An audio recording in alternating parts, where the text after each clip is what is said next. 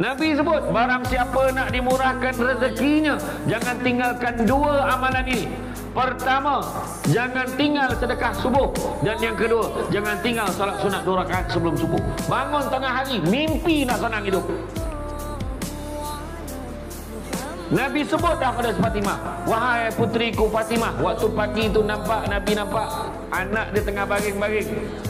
Wahai anakku Fatimah, bangkitlah, bangunlah daripada tempat tidurmu. Janganlah kamu menjadi seperti kebanyakan orang. Kerana sesungguhnya Allah mengurniakan rezeki sebanyak-banyaknya daripada subuh sampailah terbit matahari. Itu sebab sedekah subuh, dia tak sebut mesti bagi RM10, RM50, bagi RM50, bagi RM1, ikutlah kemampuan kita. Bawa masuk dan tak apa, untuk kelenting RM10 bagi, tapi buat hari-hari, tengok macam mana. Berubah tak berubah hidup kita. Tuan-tuan berungut, tuan-tuan kan susah lah, tak tahulah, hidup susah macam ni, apa tak boleh, tu tak jadi, ini tak jadi, macam mana nak buat ni, yang ni.